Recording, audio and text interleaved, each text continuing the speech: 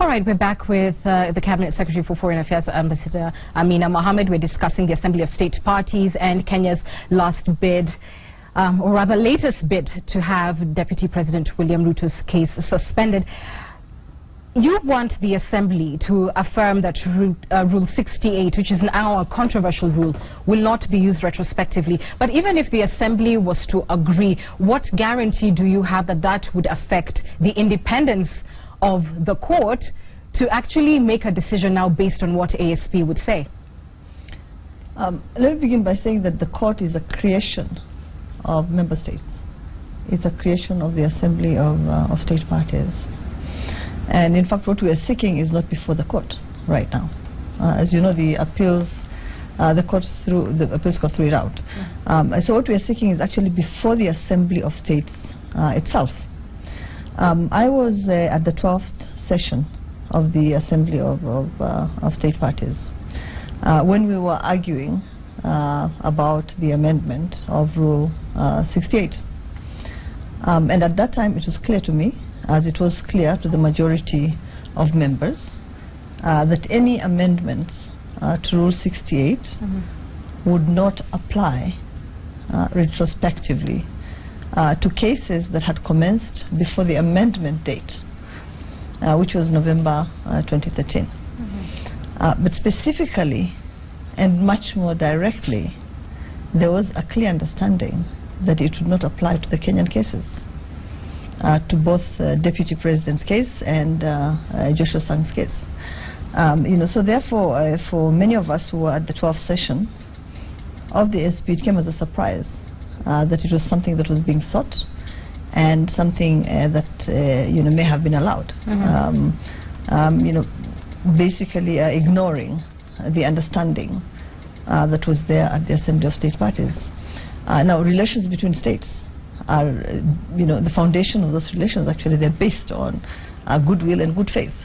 And the understanding that anything that is agreed cannot be unilaterally overturned. And so, obviously, it's something that we're going to be arguing about. And that's basically what we're asking for. We're asking for the understanding that existed in 2013 to be reinstated. Right. And for that clarity that was there then, to be resumed.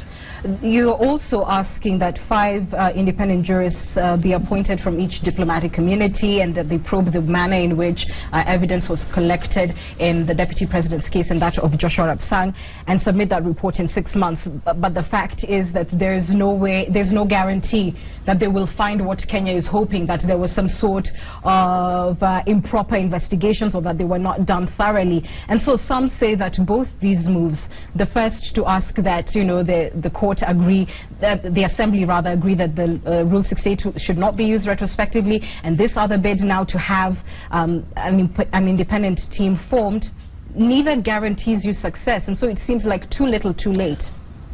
Well, not exactly. Not exactly. First of all, the understanding was there. So we're not asking for anything that didn't exist. Secondly, the ASP is an oversight body of the court, and therefore it actually has a duty to make sure that oversight function that it has under Article 112 is not ignored. Right? No part of the Rome Statute is less than the other. Right? Every article can be and must be applied when it is necessary and when it's required. And therefore, this is something that we are invoking. It's not something that's outside the Rome Statute.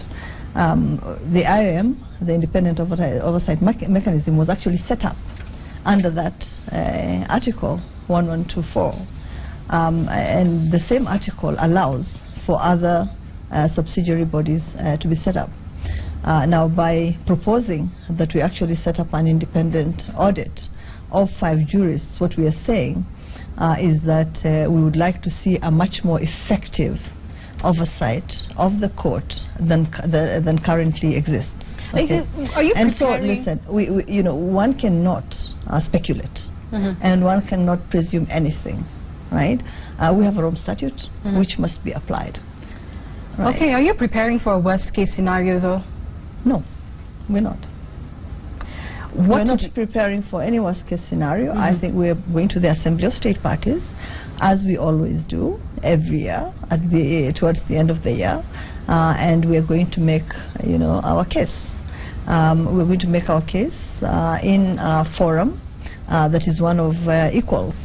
Each member state has the same voice, and so that's what we intend to do, and we will cross the bridge of anything else, when we get there. But at the moment, it's very, very clear. There are things that we are seeking from the Assembly of State Parties, and these are things that have been put in the supplementary agenda, and so we hope that we'll get a fair hearing and we'll get the support of our peers that we are seeking. Right. What do you say to civil society? In one of the stories we've just run, they're saying that basically all the efforts that are being put into, quote-unquote, saving the Deputy President from this case are a kind of betrayal to the victims, to the people who lost life and property, to those who lost loved ones, and that the Kenyan government is putting more effort in saving people who are seen to have a case to answer instead of helping those who actually suffered. I don't know how much those that are speaking about victims have done for the victims. And that's always, somehow surprised me. By talking about it, really, you're not helping. I think the government has done much more than any other government on earth today, right, to deal with the issue of victims. Right? They've been resettled. They have received the support that is required. So talking about it, doesn't really help those victims. In addition, I think that it's becoming a very tired argument. In 2013, I challenged the civil society organizations that were at The Hague then for the 12th session.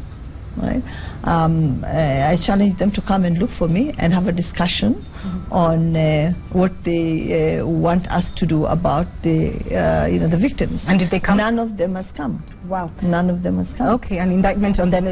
Quickly, as we wind up this first part of the interview, some criticize your foreign policy and say that it has been largely just guided by the ICC, that it has forced us to redraw, to rethink our traditional partnership, as opposed to a more forward-thinking foreign policy that is not reactionary. What is your response to them?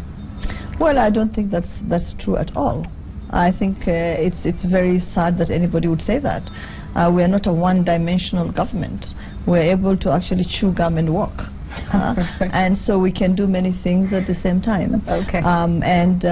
Talking about the ICC and the Assembly of State Parties is talking about our own responsibilities, our obligations, right, to the international community, and we will continue being present at the Assembly of State Parties, whether we have a case to answer or not, because it's a commitment that we made, it's an obligation that we have. And we'll be back with the Cabinet Secretary a little later in this program, talking about